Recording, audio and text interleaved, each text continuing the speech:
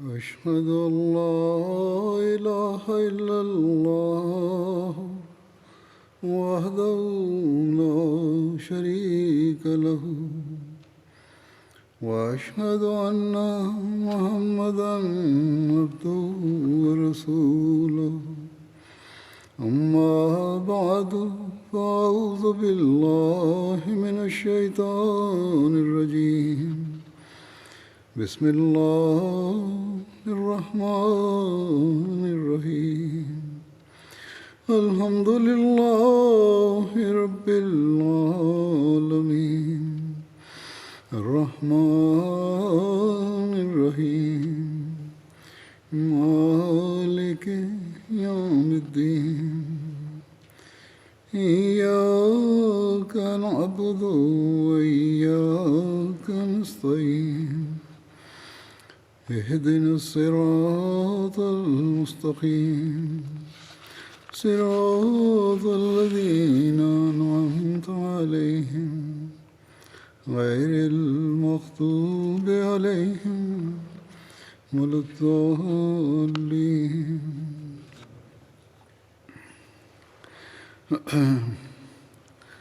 حضرت عمر رضی اللہ عنہ کے زمانے کا ذکر ہو رہا ہے.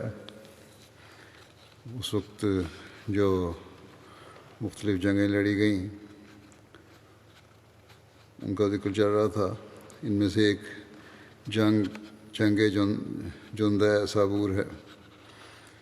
جب حضرت ابو صبرہ بن رحم خاصانی بستیوں کی فتح سے فارغ ہوئے تو آپ لشکر کے ساتھ آگے بڑھے اور جندہ صابور میں پڑاؤ کیا. جندہ صابور یہ خوزستان کا ایک شہر تھا. بہرحال ان کے ساتھ صبح شام جنگی مارکے ہوتے رہے دشمنوں کے ساتھ، لیکن یہ اپنی جگہ ڈٹے رہے یہاں تک کہ مسلمانوں کی طرف سے کسی نے امان دینے کی پیشکش کر دی. انہوں نے فوراً دشمن جو تھا فصیل میں تھا، جب موقع ملتا تھا حملہ کرتا تھا نکل کے. تو جب پیشکش کی ایک مسلمان نے، کسی سردار نے نہیں، ایک عام مسلمان نے، تو انہوں نے فوراً فصیل کے دروازے کھول دیے. جانور باہر نکل پڑے، بازار کھل گئے اور لوگ ادھر ادھر نظر آنے لگے. مسلمانوں نے ان سے پوچھا کہ تمہیں کیا ہو گیا ہے؟ انہوں نے کہا کہ آپ لوگوں نے ہمیں امان دے دی ہے اور ہم نے اسے قبول کر لیا. ہم جزیہ دیں گے اور آپ ہماری حفاظت کریں گے. مسلمانوں نے کہا ہم نے تو ایسا نہیں کیا. انہوں نے کہا کہ ہم جھوٹ نہیں کہہ رہے. پھر مسلمانوں نے آپس میں ایک دوسرے سے استفسار کیا کہ تو معلوم ہوا کہ مکنف نامی ایک غلام نے یہ کیا ہے. جب اس کے متعلق حضرت عمر سے استفسار کیا گیا تو حضرت عمر نے فرمایا کہ اللہ تعالیٰ نے وفاداری کو بڑی اہمیت دی ہے.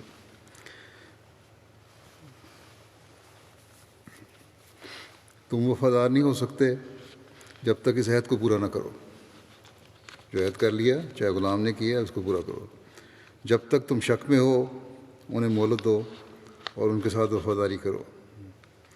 چنانچہ مسلمانوں نے عہد و پیمان کی تصدیق کی اور واپس لوٹ آئے. یہ مارکہ خوزستان کی فتوحات کا خاتمہ تھا. حضرت مسلم معود رضی اللہ عنہ نے بھی اس طرح کے واقعہ کا ذکر کرتے ہوئے بیان فرمایا کہ حضرت عمر کے زمانے میں ایک حبشی غلام نے ایک قوم سے یہ معاہدہ کیا تھا کہ فلاں فلاں رعایتیں تمہیں دی جائیں گی. جب اسلامی فوج گئی تو اس قوم نے کہا کہ ہم سے تو یہ معاہدہ ہے. فوج کے افسر اعلیٰ نے اس معاہدے کو تسلیم کرنے میں لیت و لال کی. بات حضرت عمر کے پاس گئی. انہوں نے فرمایا کہ مسلمان کی بات جھوٹی نہیں ہونی چاہیے خواہ غلام ہی کیوں نہ ہو. حضرت مسلم فرماتے ہیں کہ حضرت عمر رضی اللہ عنہ کے زمانے میں ایک دشمن فوج گھر گئی اور اس نے سمجھ لیا کہ اب ہماری نجات نہیں ہے. یہ پہلے جو واقعہ بیان ہے اسی کی تفصیل ہے، انہوں نے اپنے الفاظ میں بیان فرمائی ہے. اسلامی کمانڈر دباؤ سے ہمارا قلعہ فتح کر رہا ہے. اگر اس نے فتح کر لیا تو ہم سے مفتوح ملک والا معاملہ کیا جائے گا. ہر مسلمان مفتو ہونے اور صلح کرنے میں فرق سمجھتا تھا۔ مفتو کے لیے تو عام اسلامی قانون جاری ہوتا تھا، اور صلح میں جو بھی وہ لوگ شرط کر لیں یا جتنے زائد حقوق لے لیں لے سکتے تھے۔ دوسرا فریق، انہوں نے سوچا کہ کوئی ایسا طریقہ اختیار کرنا چاہیے جس سے نرم شرائط پر صلح ہو جائے۔ چنانچہ ایک دن ایک حبشی مسلمان پانی بھر رہا تھا، اس کے پاس جا کر انہوں نے کہا، کیوں بھائی، اگر صلح ہو جائے تو لڑائی سے اچھی ہے یا نہیں؟ اس نے کہا کہ ہاں اچھی ہے۔ وہ حبشی غیر تعلیم یافتہ تھا۔ انہوں نے کہا کہ پھر کیوں نہ اس شرط پر صلح ہو جائے کہ ہم اپنے ملک میں آزادی سے رہیں اور ہمیں کچھ نہ کہا جائے، ہمارے مال ہمارے پاس رہیں اور تمہارے مال تمہارے پاس رہیں۔ وہ کہنے لگے بالکل ٹھیک ہے۔ انہوں نے قلعے کے دروازے کھول دیے۔ اب اسلامی لشکر آیا تو انہوں نے کہا کہ ہمارا تو تم سے معاہدہ ہو گیا ہے۔ دشمن نے کہا، وہ کہنے لگے کہ مسلمانوں نے کہا کہ معاہدہ کہاں ہوا ہے اور کس افسر نے کیا ہے؟ انہوں نے کہا، ہم نہیں جانتے، ہمیں کیا پتہ کہ تمہارے کون افسر ہیں اور کون نہیں۔ ایک آدمی یہاں پانی بھر رہا تھا، اس سے ہم نے یہ بات کی اور اس نے ہمیں یہ کہہ دیا۔ مسلمانوں نے کہا، دیکھو ایک غلام نکلا تھا، اس سے پوچھو کیا ہوا۔ اس نے کہا کہ ہاں، حبشی غلام سے کہا تو اس نے بتایا کہ ہاں مجھ سے بات ہوئی تھی۔ تو مسلمانوں نے کہا کہ وہ تو غلام تھا، اسے کس نے فیصلہ کرنے کا اختیار دیا تھا؟ اس پر دشمنوں نے کہا کہ ہمیں کیا پتہ کہ یہ تمہارا افسر ہے یا نہیں، ہم اجنبی لوگ ہیں، ہم نے سمجھا کہ یہی تمہارا جرنیل ہے۔ ہوشیاری دکھائی۔ اس افسر نے کہا کہ میں تو نہیں مان سکتا، لیکن میں یہ واقعہ حضرت عمر کو لکھتا ہوں۔ حضرت عمر کو جب یہ خط ملا تو آپ نے فرمایا کہ آئندہ کے لیے اعلان کر دو کہ کمانڈر ان چیف کے بغیر کوئی معاہدہ نہیں کر سکتا، لیکن یہ نہیں ہو سکتا کہ ایک مسلمان زبان دے بیٹھے تو میں اس کو جھوٹا کر دوں۔ اب وہ حبشی جو معاہدہ کر چکا ہے وہ تمہیں ماننا پڑے گا۔ ہاں، آئندہ کے لیے اعلان کر دو کہ سوائے کمانڈر ان چیف کے اور کوئی کسی قوم سے معاہدہ نہیں کر سکتا۔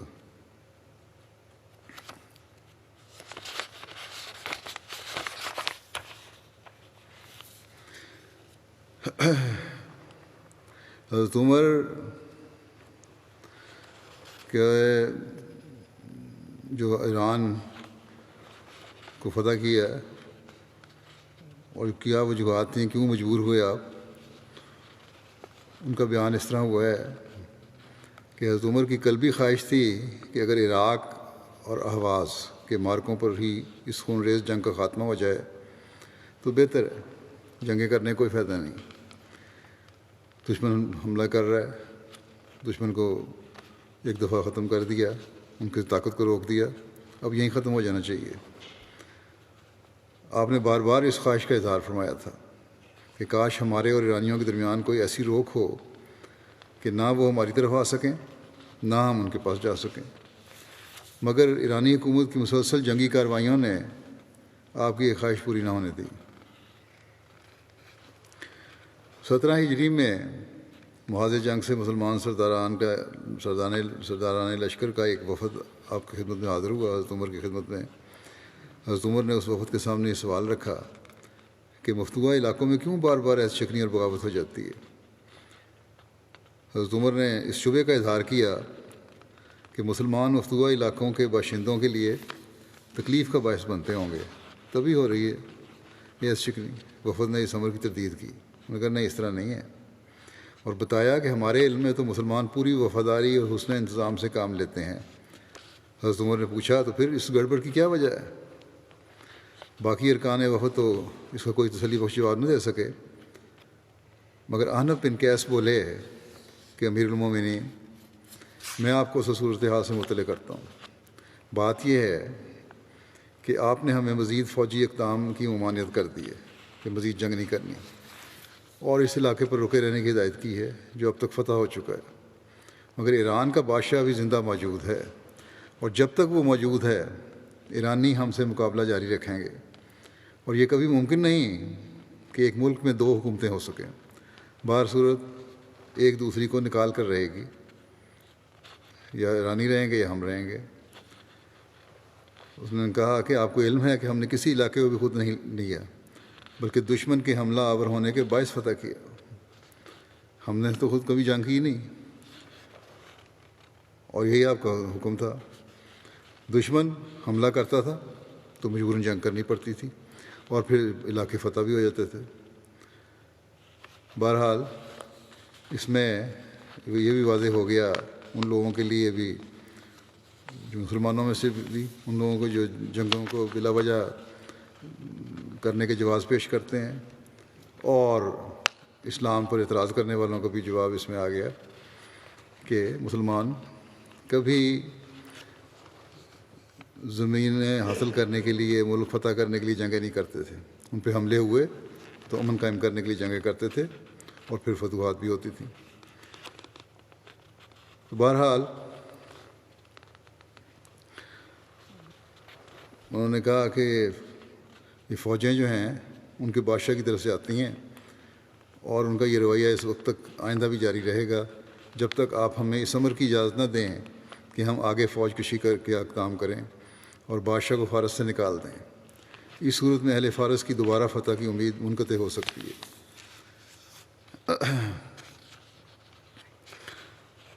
اور بات بھی یہی تھی۔ حضرت عمر نے اس رائے کو صائب قرار دیتے ہوئے یہ سمجھ لیا کہ اب ایران میں مزید پیش قدمی کیے بغیر چارہ نہیں ہے، مجبوری ہے، اس کے بغیر امن قائم نہیں ہو سکتا، اور مسلمانوں کا خون ہوتا رہے گا، جنگیں ہوتی رہیں گی۔ مگر اس کا عملی فیصلہ پھر بھی حضرت عمر نے 1.5-2 سال کے بعد 21 ہجری میں نہاوند کے مارکے کے بعد کیا، جبکہ ایرانی زبردست طاقت کے ساتھ مسلمانوں کے مقابلے کے لیے نکلے تھے، اور نہاوند کے مقابلے پر ایک زبردست جنگ ہوئی تھی۔ جنگ نہاوند جو ہے وہ ایران اور عراق میں جو مسلمانوں کی جنگی مہم میں اس کو جنگ نہاوند جو ہے اس کو فتح الفتوح بھی کہتے ہیں۔ ایران اور عراق میں مسلمانوں کی جنگی مہم میں 3 مارکوں کو فیصلہ کن حیثیت حاصل ہے، یعنی قادسیہ کا مارکہ، جلولہ کا مارکہ، اور نہاوند کا مارکہ۔ اور نہاوند کی فتح اپنے نتائج کے لحاظ سے اس قدر عام تھی کہ مسلمانوں میں فتح الفتوح کے نام سے معروف ہو گئی تھی، یعنی تمام فتوحات سے بڑھ کر فتح۔ نہاوند کی یہ جنگ پہلی 2 زبردست شکستوں کے بعد ایرانیوں کی طرف سے ایسے حملے کی آخری کوشش تھی۔ اس مارکے کی تفاصیل یہ ہیں کہ شاہ ایران یزدجرد نے جو اب مرو میں مقیم تھا، یا بروایت ابو حنیفہ دیناوری قم میں رہائش پذیر تھا، بڑی سرگرمی سے مسلمانوں کے مقابلے کے لیے لشکر جمع کرنا شروع کیا، اور اپنے خطوط سے خراسان سے لے کر سندھ تک ملک میں ایک حرکت پیدا کر دی، اور ہر طرف سے ایرانی فوج امٹ کر نہاوند میں جمع ہونے لگی۔ نہاوند ایران کا ایک شہر ہے جو کرمان شاہ کے مشرق میں واقع ہے، اور صوبہ ہمدان کے دارالحکومت ہمدان سے تقریباً 70 کلومیٹر جنوب میں واقع ہے۔ نہاوند مکمل طور پر پہاڑوں کے درمیان ایک شہر تھا۔ حضرت سعد نے اس لشکر کی اطلاع حضرت عمر کی خدمت میں ارسال کر دی، مدینہ بھیجی۔ چند روز بعد جب خود حضرت سعد کو حضرت عمر نے ان کے عہدے سے سرپوش کر دیا اور حضرت سعد کو مدینہ جانے کا موقع ملا، تو حضرت عمر نے زبانی یہ تمام اطلاعات حضرت سعد نے پھر یہ زبانی اطلاعات حضرت عمر کی خدمت میں پیش کر دی۔ حضرت سعد کو معزول کر کے یہ اہم عہدہ دربار خلافت کی طرف سے حضرت عمار بن یاسر کو دیا گیا۔ حضرت عمار کو اس ایرانی جنگی کارروائی کے سلسلہ میں جو اطلاعات ملتی رہیں وہ آپ مدینہ بھجواتے رہے۔ حضرت عمر نے مجلس مشاورت منعقد کی اور ممبر پر کھڑے ہو کر ایک تقریر کی، جس میں فرمایا: اے قوم عرب، اللہ تعالیٰ نے اسلام کے ذریعے تمہاری تائید کی، اور افتراق کے بعد تمہیں متحد کر دیا، اور فاقہ کشی کے بعد تمہیں غنی کر دیا، اور جس میدان میں بھی تمہیں دشمن سے مقابلہ کرنا پڑا اس نے تمہیں فتح دی، پس تم نہ کبھی ماندہ ہوئے نہ مغلوب۔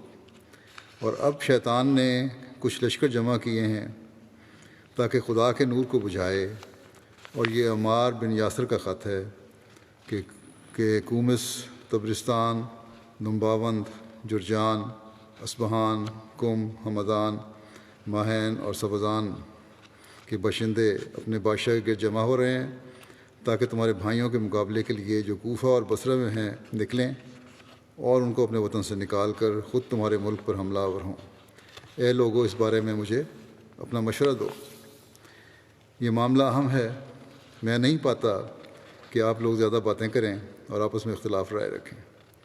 میں پاتا ہوں کہ آپ مختصراً مجھے مشورہ دیں کہ کیا یہ مناسب ہوگا کہ میں خود اس وقت ایران کو روانہ ہوں اور بصرہ اور کوفہ کے درمیان کسی مناسب مقام پر قیام کر کے اپنے لشکر کا مددگار ہوں، اور اگر خدا کے فضل سے اس مارکے میں فتح ہو جائے تو اپنے لشکر کو دشمن کے علاقے میں مزید پیش قدمی کے لیے روانہ کروں۔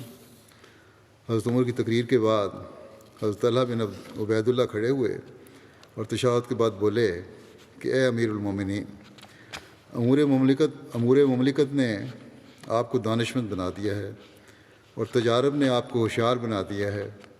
آپ جو چاہیں کیجئے اور جو آپ کی اپنی رائے ہے اس پر عمل کیجئے۔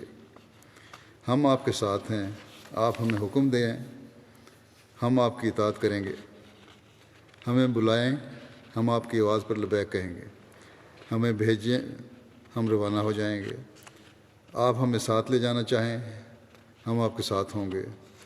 آپ خود ہی اس امر کا فیصلہ کیجئے کیونکہ آپ باخبر اور تجربہ کار ہیں۔ طلحہ یہ کہہ کر بیٹھ گئے، مگر حضرت عمر مشورہ لینا چاہتے تھے۔ آپ نے فرمایا، لوگوں کچھ کہو، کیونکہ آج کا موقع ایسا ہے جس کے نتائج دیر پا ہیں۔ اس پر حضرت عثمان کھڑے ہوئے اور فرمایا، اے امیر المومنین، میری رائے یہ ہے کہ آپ شام اور یمن میں یہ احکامات بھیج دیں کہ وہاں کی اسلامی افواج ایران کی طرف روانہ ہوں۔ اسی طرح بصرہ کی افواج کو احکام بھیج دیں کہ وہاں سے بھی فوجیں روانہ ہو جائیں، اور آپ خود یہاں سے حجاز کی افواج کو لے کر کوفہ کی طرف روانہ ہوں۔ اس صورت میں وہ جو دشمن کی کثرت تعداد کے خطرے کا احساس آپ کو ہے وہ دور ہو جائے گا۔ یہ موقع واقعی ایسا ہے جس کے نتائج دیر پا ہوں گے، اس لیے آپ کی اس میں خود اپنی رائے اور اپنے رفقائے کار کے ساتھ موجودگی ضروری ہے، یعنی خود جانا چاہیے فرنٹ لائن پہ۔ حضرت عثمان کی تجویز مجلس کے اکثر لوگوں کو پسند آئی اور مسلمان ہر طرف سے بولے کہ یہ ٹھیک ہے۔ حضرت عمر نے مزید مشورہ طلب کیا، اس کو بھی مانا نہیں حضرت عمر نے، انہوں نے فرمایا کہ مزید مشورہ دو۔ پھر حضرت علی کھڑے ہو گئے، ایک لمبی تقریر کی جس میں فرمایا، امیر المومنین، اگر آپ نے شام کی افواج کو وہاں سے ہٹ جانے کا حکم دیا تو وہاں رومی حکومت کا قبضہ ہو جائے گا، اور اگر یمن سے اسلامی افواج ہٹائیں تو حبشہ کی حکومت وہاں قبضہ کر لے گی۔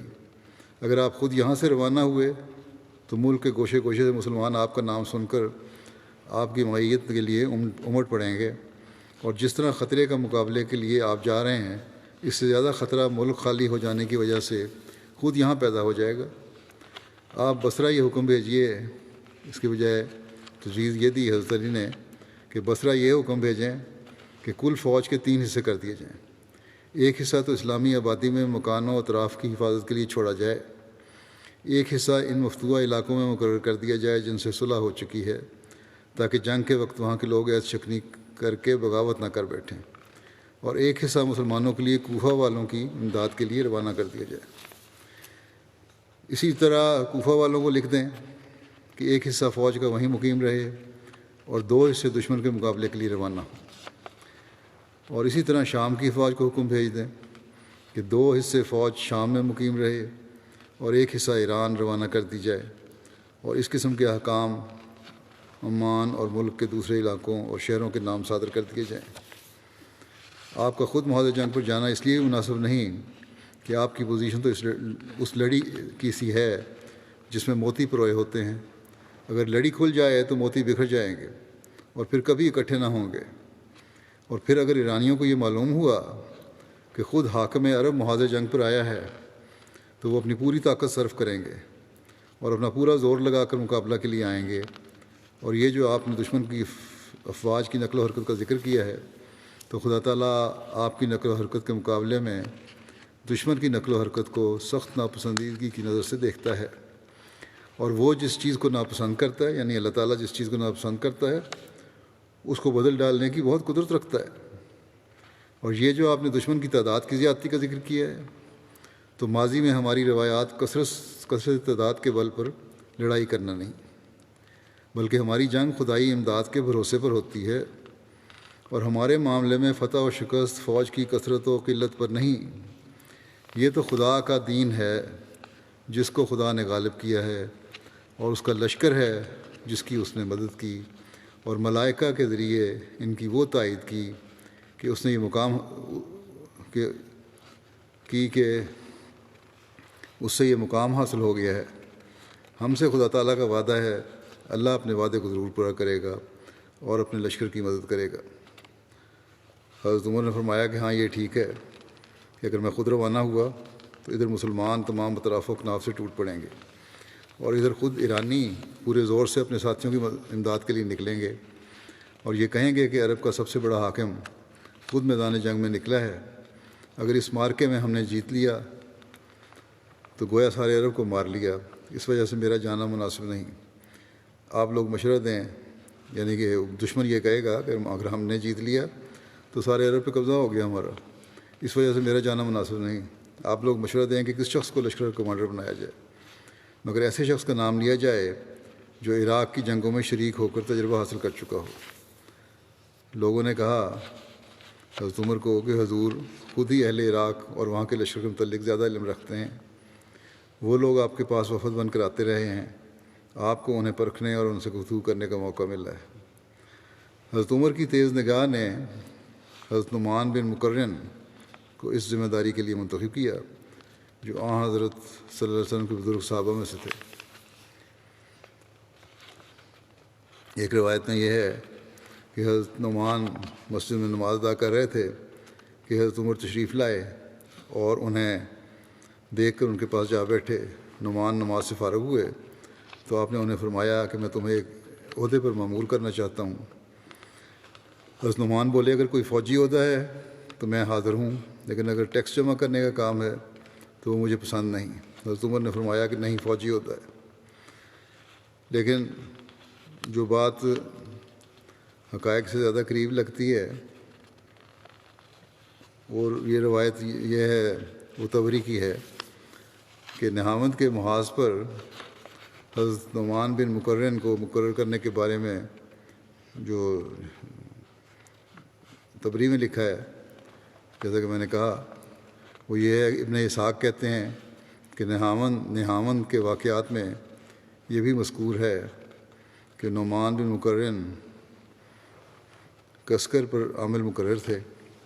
انہوں نے حضرت عمر رضی اللہ عنہ کی خدمت میں لکھا کہ سعد بن ابی وقاص نے مجھے خراج کی وصولی پر لگایا ہوا ہے، جبکہ مجھے جہاد پسند ہے اور اس کی خواہش و رغبت ہے۔ چنانچہ حضرت عمر نے سعد بن ابی وقاص کو لکھا کہ نعمان نے مجھے لکھا ہے کہ آپ نے اسے خراج کی وصولی پر لگایا ہوا ہے، جبکہ اسے یہ کام ناپسند اور جہاد میں رغبت ہے، اس لیے انہیں نہاوند میں اہم ترین محاذ پر بھیج دیں۔ اگر یہ اہم کمان حضرت نعمان بن مقرن کے سپرد ہوئی اور وہ دشمن کے مقابلے کے لیے روانہ ہوئے۔ حضرت عمر نے جب وہ غالباً کوفہ میں تھے انہیں یہ خط لکھا۔ یہ خط بھی اس بات کی تائید کرتا ہے کہ وہ مدینہ میں نہیں تھے بلکہ کوفے میں تھے۔ تو اس وقت یہ خط لکھا اور خط اس طرح شروع کیا، بسم اللہ الرحمن الرحیم، نعمان بن مقرن کے نام، سلام علیک۔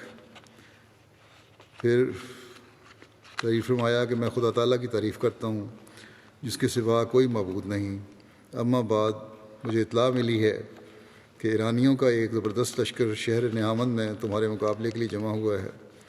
میرا یہ خط جب تمہیں ملے تو خدا تعالیٰ کے حکم اور اس کی تائید و نصرت کے ساتھ اپنے ساتھی مسلمانوں کو لے کر روانہ ہو جاؤ، مگر انہیں ایسے خشک علاقے میں نہ لے جانا جہاں چلنا مشکل ہو، ان کے حقوق ادا کرنے میں کمی نہ کرنا، مبادا و ناشکر گزار بنے، اور نہ ہی کسی دلدل کے علاقے میں لے جانا، کیونکہ ایک مسلمان مجھے 1,00,000 دینار سے زیادہ محبوب ہے۔ والسلام علیکم۔ اس حکم کی تعمیل میں حضرت نعمان دشمن کے مقابلے کے لیے روانہ ہوئے۔ آپ کی معیت میں بعض ممتاز اور بہادر مسلمان مثلاً حذیفہ بن جمان ابن عمر، جریر بن عبداللہ بجلی، مغیرہ بن شعبہ، عمر بن مادی کرب، طلحہ بن خویلد اسدی اور قیس بن مکشو مراد بھی تھے۔ حضرت عمر نے ہدایت کی تھی کہ اگر نعمان بن مقرن شہید ہو جائیں تو امیر حذیفہ بن جمان ہوں گے، ان کے بعد جریر بن عبداللہ بجلی، ان کے بعد حضرت مغیرہ بن شعبہ، اور ان کی شہادت پر اشعث بن قیس، عمر بن مادی کرب اور طلحہ بن خویلد کے بارے میں نعمان کو حضرت عمر نے یہ لکھا کہ عمر بن مادی کرب اور طلحہ بن خویلد دونوں تمہارے ساتھ ہیں، یہ دونوں عرب کے شاہ سوار ہیں، ان سے جنگی امور میں مشورہ لیتے رہنا مگر ان کو کسی کام میں افسر نہ بنانا۔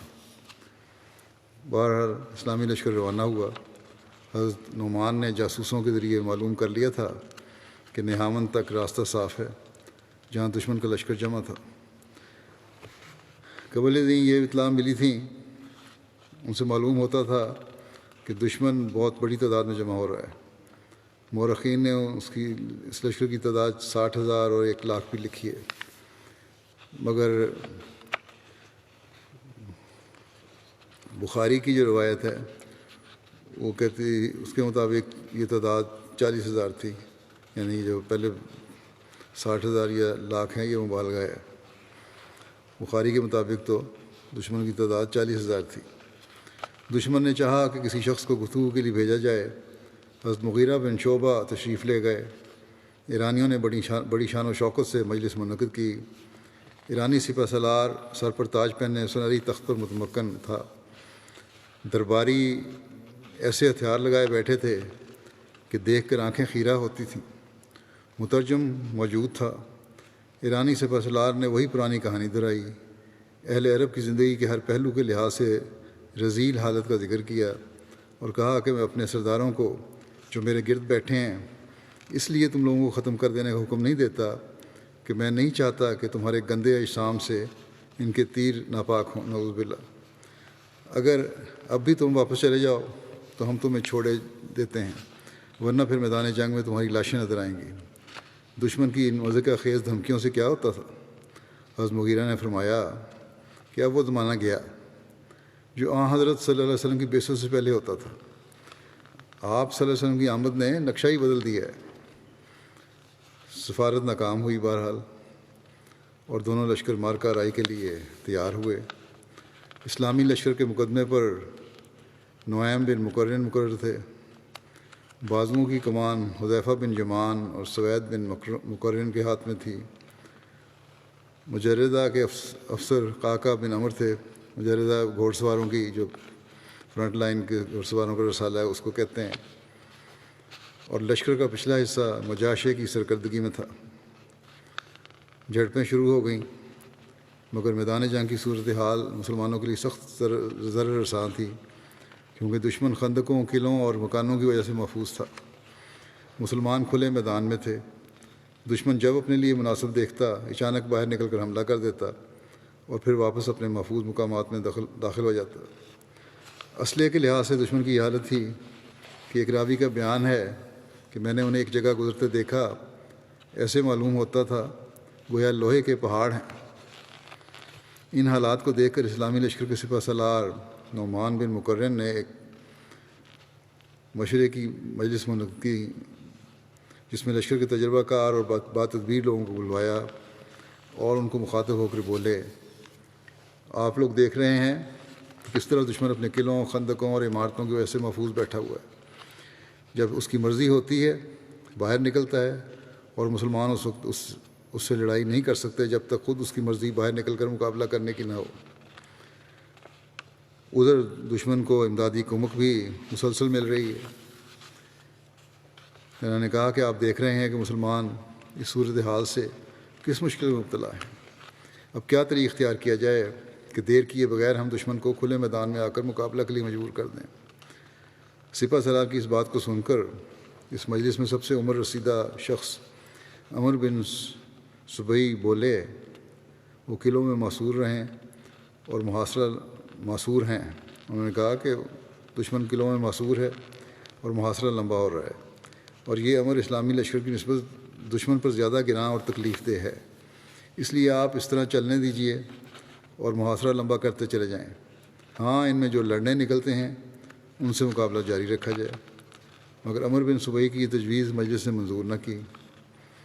اس کے بعد عمر بن مادی کرب نے کہا، گھبرانے اور ڈرنے کی کوئی بات نہیں، پوری طاقت سے آگے بڑھ کر دشمن پر حملہ کیا جائے۔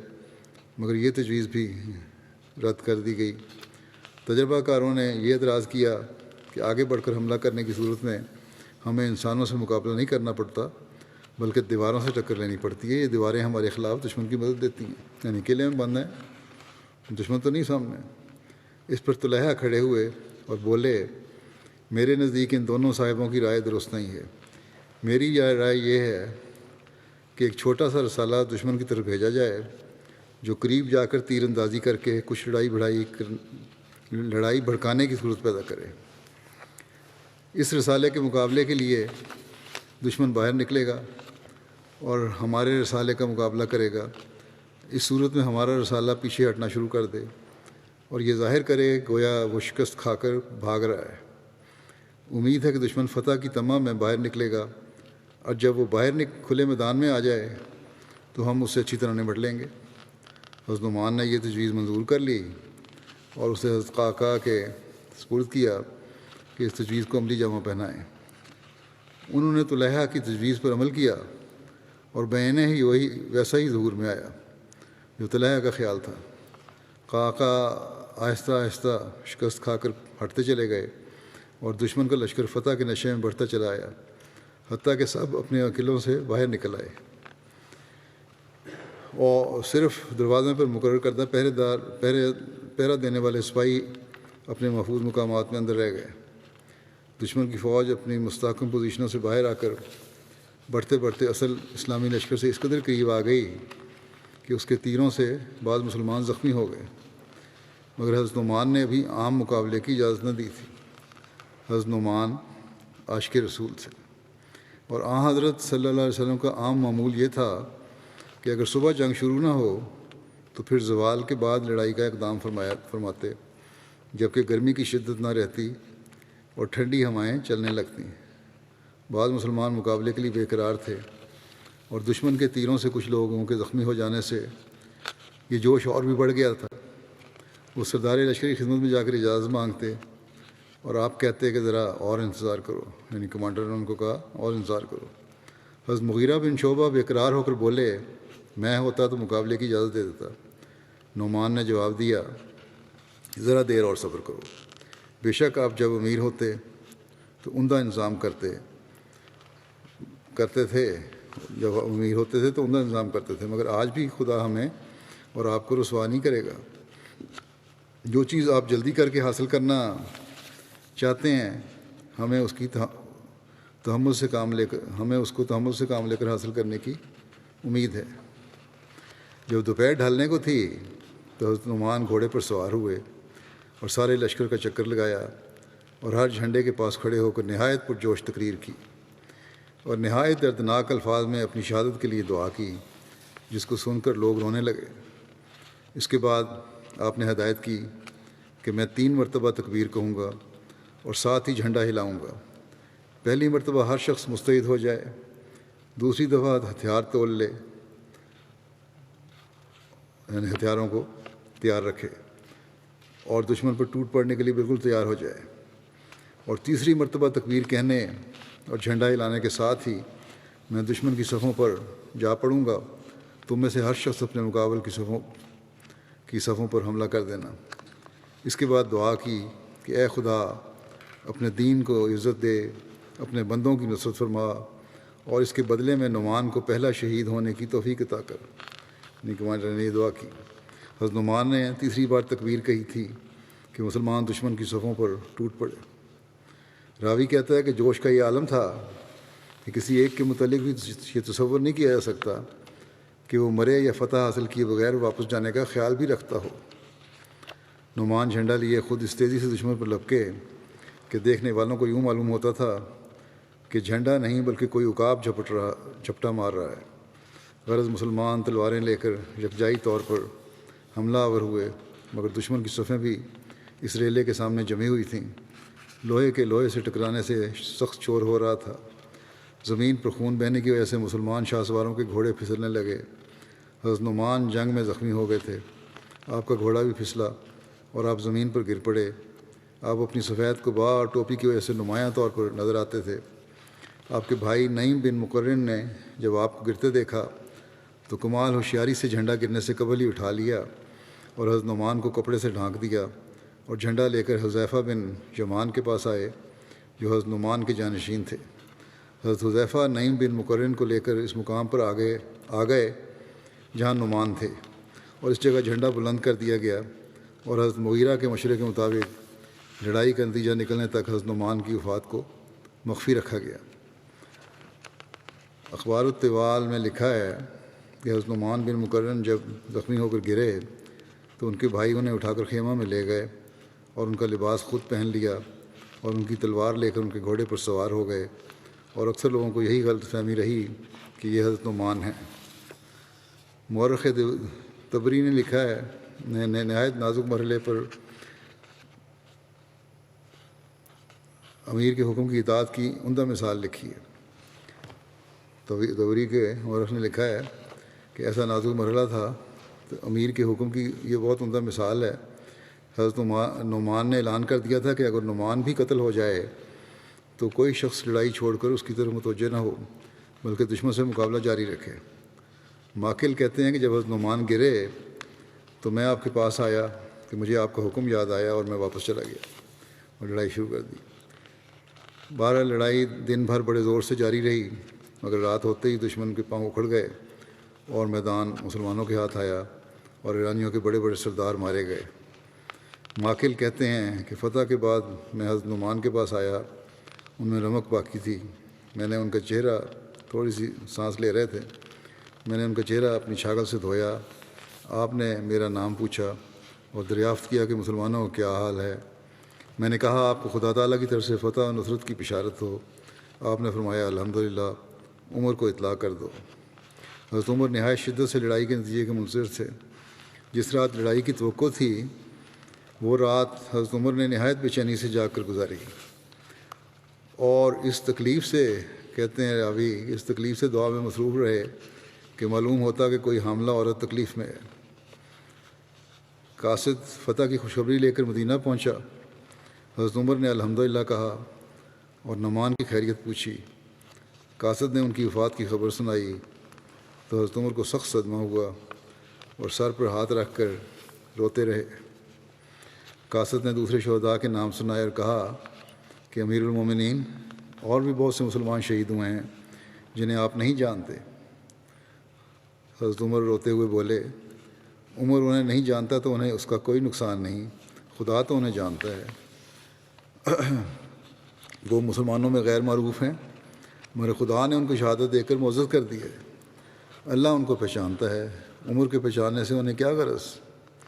مارکے کے بعد مسلمانوں نے ہمدان تک دشمن کا تعاقب کیا۔ یہ دیکھ کر ایرانی سردار خسرو شنوم نے ہمدان اور دستبی کے شہروں کی طرف سے اس زمانے پر مصالحت کر لی کہ ان شہروں سے مسلمانوں پر حملہ نہیں ہوگا۔ اسلامی لشکر نے شہر نہامت پر قبضہ کر لیا۔ نہامت کی فتح اپنے نتائج کے لحاظ سے بہت اہم تھی۔ اس کے بعد ایرانیوں کو ایک جگہ مجتمع ہو کر مقابلہ کرنے کا موقع نہیں ملا اور مسلمان اس شخص کو فتح الفتوح کے نام سے یاد کرنے لگے۔ ایران پر عام لشکر کشی کی تجویز بھی ہوئی۔ کس طرح ہوئی؟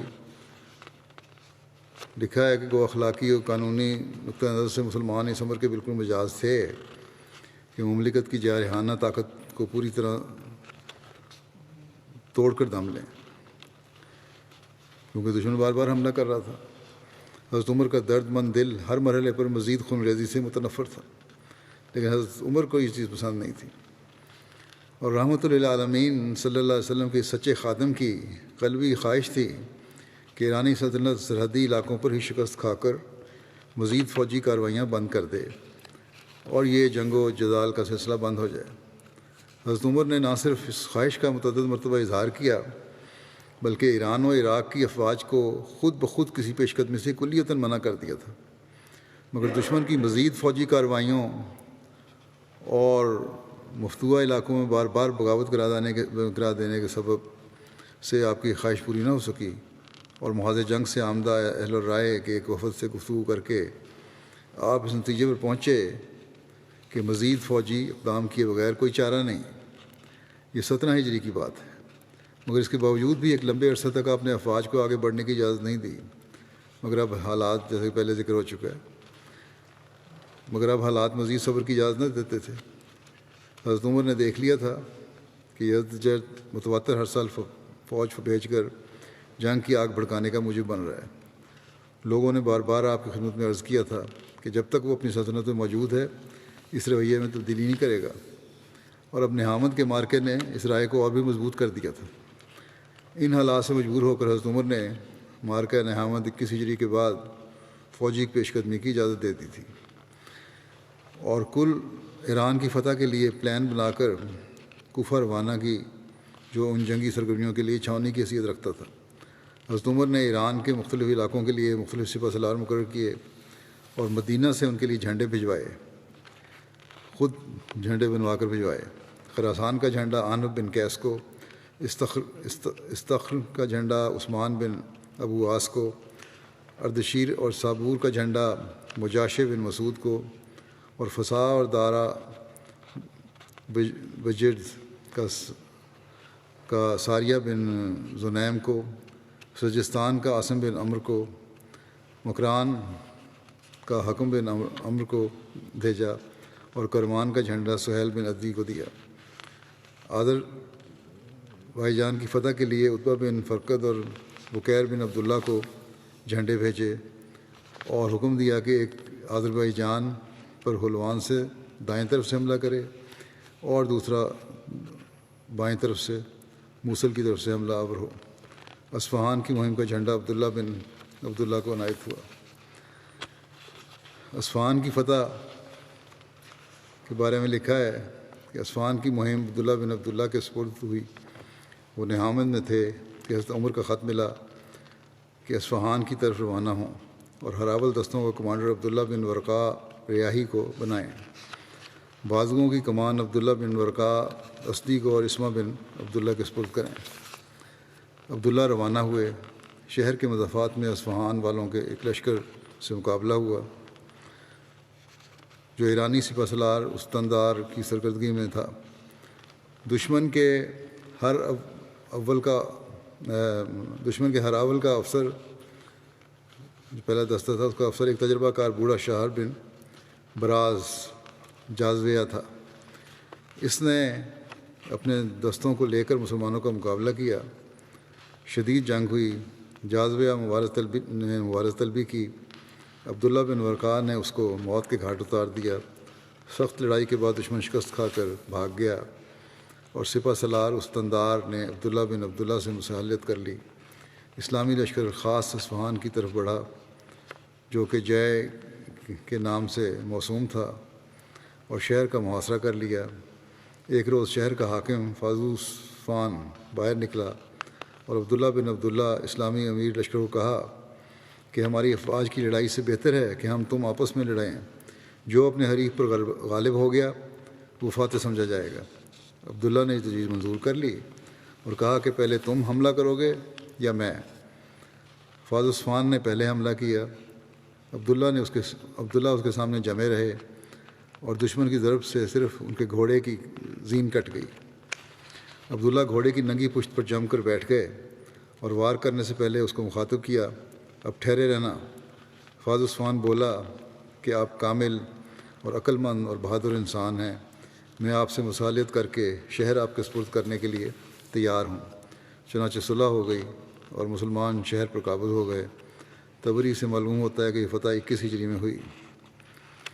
مورخ بلازری نے اس مارکے میں شریک ہونے والے اسلامی لشکر کی امارت پر عبداللہ کے بجائے عبداللہ بن بدیل بن ورقا خزائی کا نام لیا ہے، مگر مورخ تبری نے لکھا ہے کہ بعض لوگوں نے عبداللہ بن ورقا اسدی کو، جو اس مارکے میں شریک تھا، اور ایک بازو کے کمانڈر تھے عبداللہ بن بدیل بن ورقا سے مخلوط کر دیا ہے، حالانکہ عبداللہ بن بدیل حضرت عمر کے زمانے میں کم عمر تھے، اور صفین کی جنگ میں جب وہ قتل ہوئے ان کی عمر صرف 24 سال تھی۔ ہمدان کی بغاوت اور دوبارہ فتح۔ نہاوند کے بعد مسلمانوں نے ہمدان بھی فتح کر لیا تھا، تاہم ہمدان والوں نے صلح کے معاہدے کو توڑ دیا اور آذربائیجان سے بھی فوجی مدد حاصل کر کے لشکر تیار کر لیا۔ حضرت عمر نے نعیم بن مقرن کو 12,000 کے لشکر کے ساتھ وہاں جانے کو ہدایت فرمائی۔ ایک سخت مارکے کے بعد مسلمانوں نے شہر فتح کر لیا۔ حضرت عمر کو اس مارکے کے نتیجے کی خاص فکر تھی۔ قاصد فتح کی خوشخبری لایا۔ حضرت عمر نے اس کے ذریعے نعیم بن مقرن کو حکم بھیجا کہ ہمدان میں کسی کو اپنا قائم مقام بنا کر خود رے کی طرف بڑھیں اور وہاں جو لشکر ہے اس کو شکست دے کر رے میں ہی قیام کریں، کیونکہ اس شہر کو اس تمام علاقے میں مرکزی حیثیت حاصل ہے۔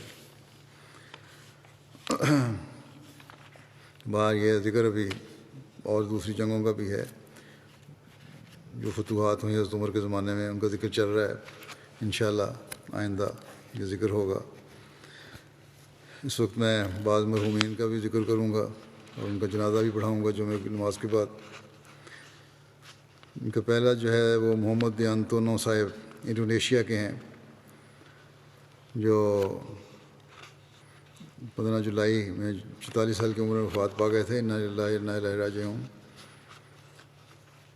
ان کی اہلیہ نے لکھا کہ مرحوم ایک غیر احمدی خاندان میں پیدا ہوئے، لیکن آپ کو بچپن سے مسجد جانے کا شوق تھا اور وہ دوسرے بچوں سے الگ تھلگ تھے۔ دیر دیر تک مسجد میں رہنا، اسلام کی تعلیم سیکھنا اور اللہ تعالیٰ کا ذکر کرنا انہیں پسند تھا۔ کہتے تھے کہ سب ان کے لیے حقیقی نعمت تھی تاکہ اللہ تعالیٰ کا قرب حاصل ہو جائے۔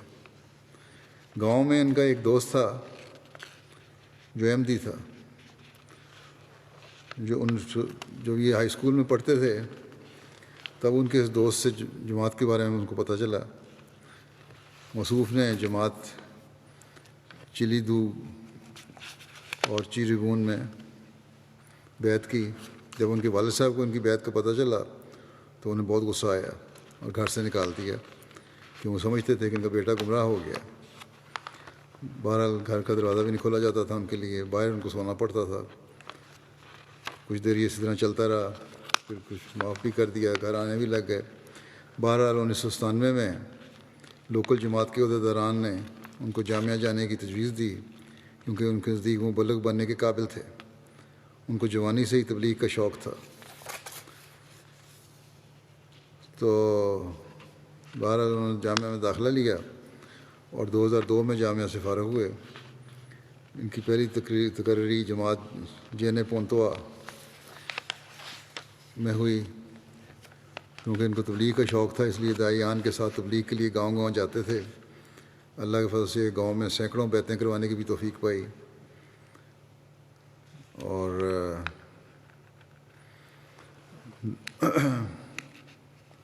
جب مشن ہاؤس کی تعمیر شروع ہوئی تو آپ خود بھی کام کرتے تھے۔ اس وقت جماعت میں کوئی مشن ہاؤس نہیں تھا اس جگہ پہ۔ ان کی بیوی کہتی ہیں مجھے یاد ہے کہ ہم بہت ہی سادہ کرائے کے مکان میں رہتے تھے۔ اتنا سادہ تھا اور گھر میں سامان بھی کوئی نہیں ہوتا تھا۔ گھر کا سامان کل کیا تھا کہ صرف ایک کمبل تھا، ایک تکیہ تھا، ایک چٹائی تھی جس پہ سو جاتے تھے، اور کھانا پکانے کے لیے جو برتن تھا اسی سے کام چلاتے تھے۔ ہر کام اسی سے کھانا پکاتے تھے، اسی میں پانی وغیرہ رکھتے تھے۔ ایک دن کہتی ہیں کہ رئیس التبلیغ سیوطی عزیز صاحب اور صوبائی مبلغ سیف العیون صاحب ہمارے گھر آئے۔ گھر کی حالت دیکھ کر حیران ہو گئے دونوں۔ تو بہرحال اس کے بعد جماعت جینے پونتوا نے مشن ہاؤس بنانے کے لیے مرکز سے درخواست کی، اور وہاں مشن ہاؤس کی تعمیر بھی ہو گئی۔ اس کے بعد مسجد بھی وہاں بن گئی۔ پہلے ہی لوگ ایک مشترکہ مسجد تھی مسلمانوں کی، وہاں نماز پڑھا کرتے تھے، پھر مخالفت کی وجہ سے وہاں نماز پڑھنی بند ہو گئی، پھر ایک گھر میں نماز پڑھتے تھے۔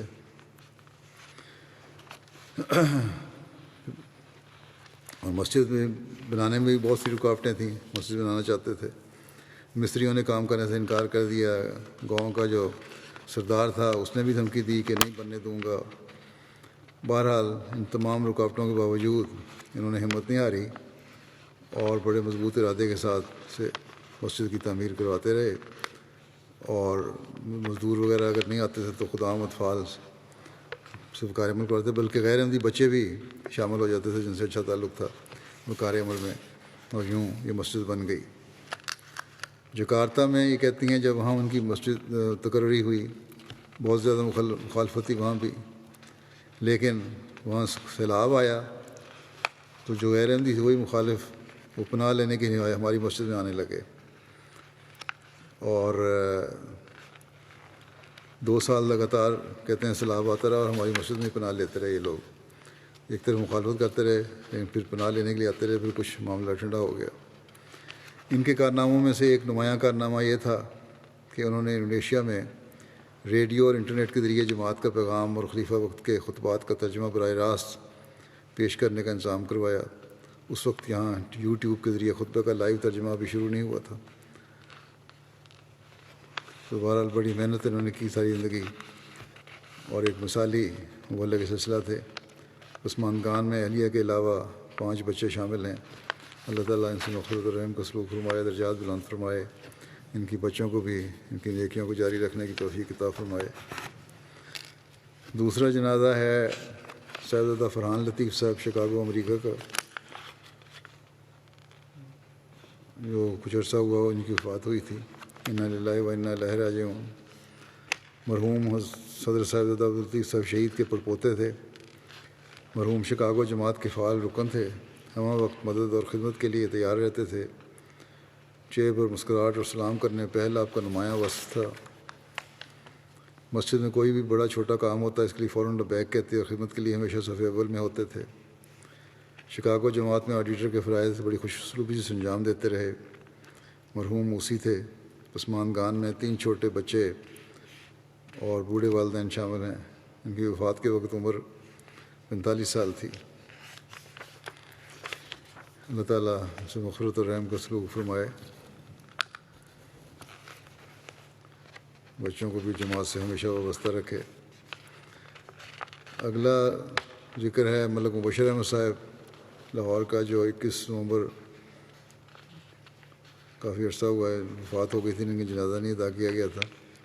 ان کے بیٹے نے لکھا تھا کہ ان کا جنازہ پڑھ دیا جائے.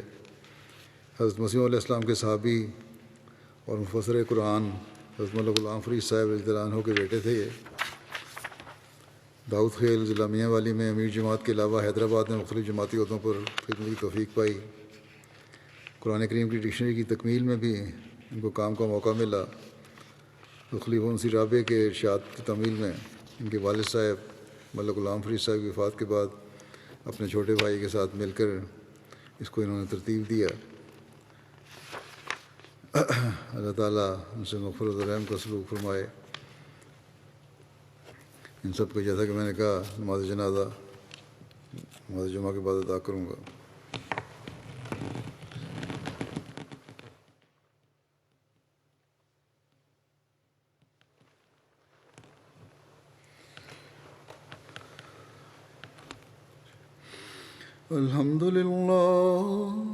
الحمد للہ نحمده ونستعینه ونستغفره ونؤمن به ونتوکل علیہ ونعوذ باللہ من شرور انفسنا ومن سیئات اعمالنا من يهده الله فلا مضل له ومن يضلل فلا هادي له ونشهد أن لا إله إلا الله ونشهد أن محمدا عبده ورسوله.